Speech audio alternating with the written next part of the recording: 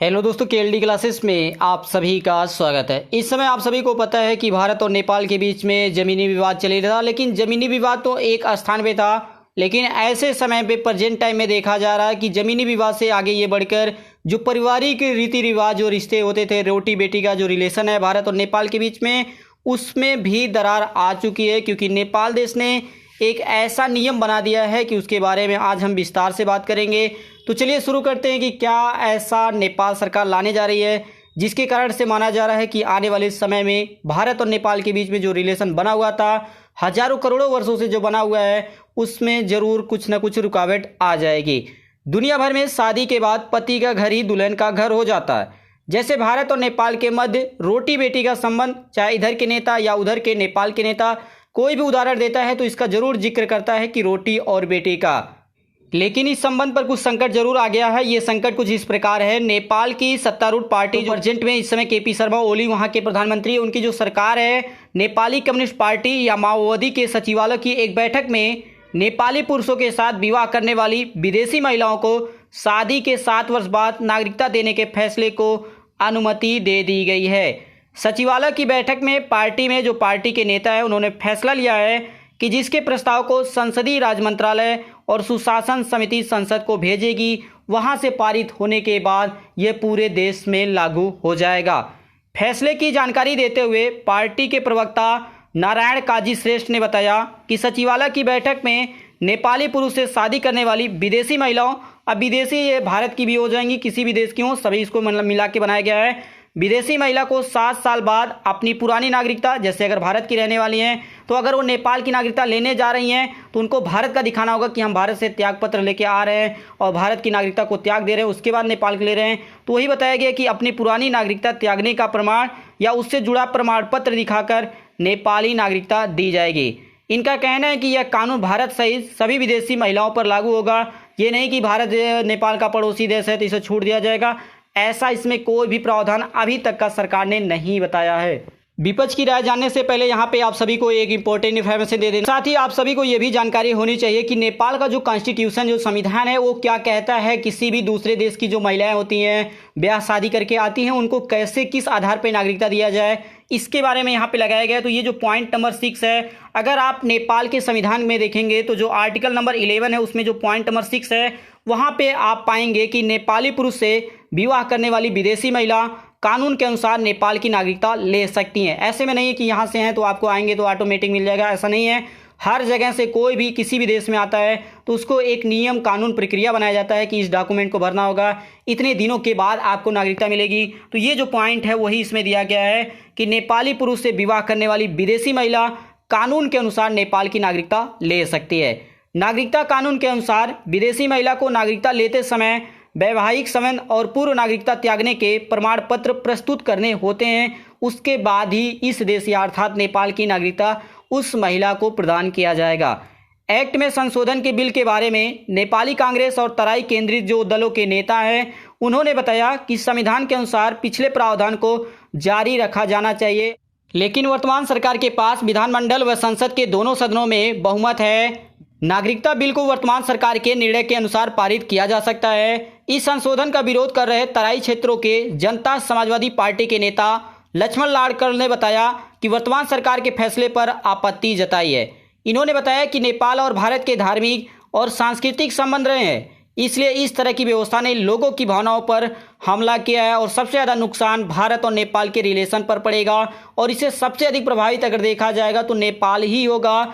हमारी मांग है कि मौजूदा व्यवस्था को बनाए रखा जाए, जो पहले चलता आता था कि भारत और नेपाल के जो बीच में रोटी बेटी का जो संबंध है वो उसी प्रकार बना रहे। नेपाल देश में इस प्रावधान को लेकर सोशल मीडिया पर भी असंतोष के आवाज़ देखे जा रहे हैं और भारत और नेपाल के सीमावर्ती क्षेत्रों में अंतर्देशीय शादियां का होना एक सामान्य सी बात है। ये आज से 1 साल 200 साल की ऐसी बात नहीं है, ये हजारों करोड़ों सालों से ऐसे अंतर्जातीय जो विवाह होते हैं, एक शहर से दूसरे शहर, एक राज्य से दूसरे राज्य में, एक देश से दूसरे देशों में, ऐसे विवाह आज से नहीं बहुत पहले से ही होते रहे हैं। नागरिकता को लेकर जब जिस तरह से विपक्ष ने विरोध किया, उसके बाद सरकार ने, जो वर्तमान सरकार है, उन्होंने भी अपनी राय रखी। उन्होंने पूरी तरह से बात को स्पष्ट किया। नेपाल के गृह मंत्री राम बहादुर थापा का कहना है कि नागरिकता नियम में बदलाव का ये प्रस्ताव भारत को ध्यान में रखकर किया जा रहा है।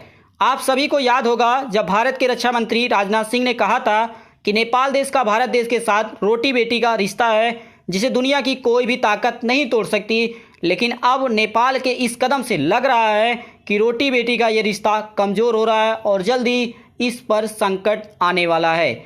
इस फैसले को अभी हाल ही में घटित भारत नेपाल सीमा के निकट बिहार राज्य के सीतामढ़ी जिले में बॉर्डर से सटे एक बेटी से मिलने जाते समय नेपाली जवानों ने भारतीयों के ऊपर गोली चला दी, जिसमें 2 भारतीयों की मौत हो गई, जबकि लड़की के रिश्तेदारों को नेपाल पुलिस ने 24 घंटे हिरासत में रखा था।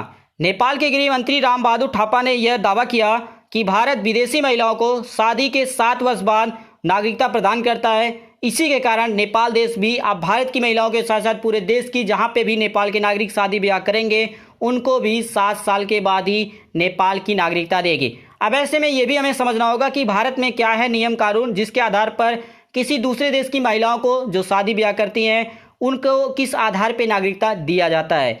वह व्यक्ति जिसने भारतीय नागरिक से विवाह किया हो और वह पंजीकरण के लिए प्रार्थना पत्र देने से पहले 7 वर्ष से भारत में रह रहा हो। लेकिन यहाँ पे आपको समझना होगा भारत में भी यही नियम है कि अगर आप किसी दूसरे देश से या दूसरे देश की महिलाओं के शादी ब्याह करते हैं तो भारत में अगर वो 7 साल रह चुकी हैं उसके बाद उनको नागरिकता दिया जाता है।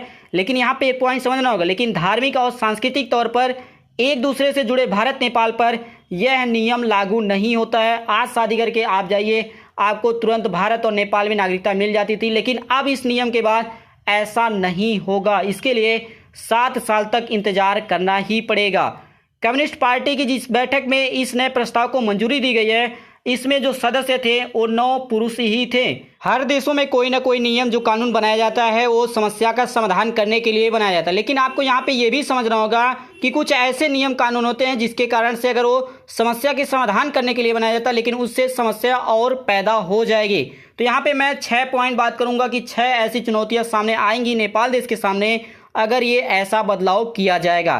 तो पहला पॉइंट ये है कि नेपाल में नागरिकता का सर्टिफिकेट जरूरी प्रमाण पत्र होता है जिसकी ज़रूरत ढेरों काम के लिए होती है, यहाँ तक कि मोबाइल फ़ोन के लिए सिम कार्ड लेने के लिए भी इससे दिखाना होता है। तो ऐसे में अगर मान लीजिए कि 7 साल के बाद अगर किसी महिला को, जो भारत की महिला या किसी भी देश की महिला अगर वो नेपाल में रहती है तो 7 साल तक वो मोबाइल सिम भी नहीं खरीद सकी जब तक उसके पास ये नागरिकता का प्रमाण पत्र नहीं होगा। दूसरा पॉइंट ये बताया गया है कि नागरिकता कानून 2006 में लाए गए कानून में नेपाली पुरुष से शादी करने वाली विदेशी महिला की नागरिकता सबसे विवादित मुद्दों में से एक विषय रहा है। हर सरकारों में रहा, चाहे वो केपी शर्मा ओली रहें या इसके पहले और भी कोई भी प्रधानमंत्री रहा हो, सबके समय में यही विवाद रहा है। लेकिन 2 वर्ष बाद भी इस मुद्दे पर विवाद जारी है और अब इस प्रस्ताव के बाद विवाद और गहरा होता जाएगा। तीसरा जो पॉइंट बताया गया है कि इससे महिला के उस मूल अधिकार का उल्लंघन होगा जिसके अनुसार शादी के बाद ही उसे नेपाल के नागरिकता मिल जानी चाहिए। जैसे शादी हुई, यहाँ से गए, जैसे वाले भारत से शादी ब्याह करके गए तो नेपाल में जाती है तो वहाँ उनको मिल जाना चाहिए, लेकिन अब उनको एक लंबा समय इंतजार करना पड़ेगा और वह समय होगा 7 साल। चौथा जो पॉइंट बताया गया है कि इसका प्रभाव भारत नेपाल के रिलेशन पर भी पड़ेगा, क्योंकि अगर नेपाल बदलाव कर सकता है तो भारत भी कुछ बड़ा कदम उठाएगा जिससे समस्याएं घटने के बजाय समस्याएं बढ़ ही जाएंगे।